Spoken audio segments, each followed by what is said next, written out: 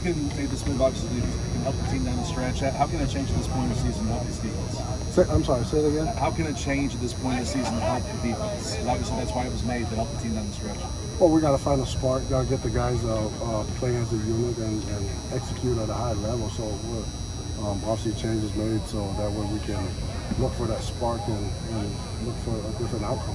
What was just your reaction to the decision, and you now being elevated to this position? How are you approaching it? What's your kind of mentality? Well, first it's sad. You never wish this or hope for anything like this because it's, we're humans, and when you spend a lot of time in the office, day in and day out, night in, night out with people, you get close to them and you get to know them, and so it's never easy. So the first thing coming to mind was Alex and his family. So. What went wrong defensively against Washington? We didn't make plays.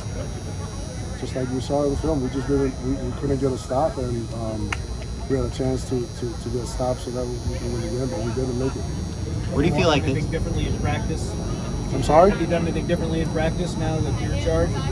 Just continual increase of the energy in the guys' mindset, just having them to keep buying into what we're trying to do. That just increase of intensity and the mindset, just get them to execute at a high level. That's it.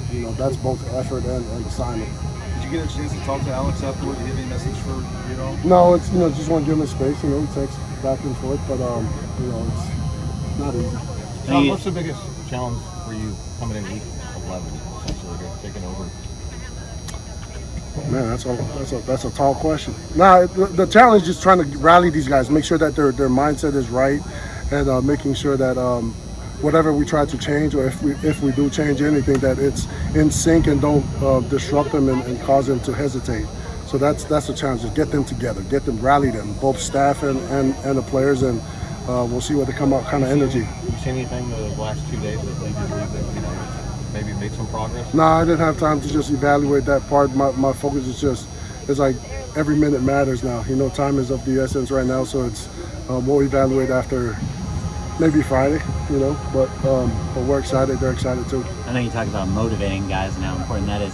Schematically, can you really make that big of changes with this far into the season, or? That's the $1 million question right now. And when we go in and visit, what can we change to help the guys execute at a high level, and what can we not? So you'll find out Saturday. How do you and Brian divvy up work generally as co-interim? Being in this position, there's a lot to do, a lot to get done. So it's like 50-50 down the middle. You take that, I take that, and we just try to make sure that we get everything that's necessary done. How do you envision the play calling happening on Saturday? In terms of something that... We'll see. Is there a question for the field? Yeah, I'll be on the field.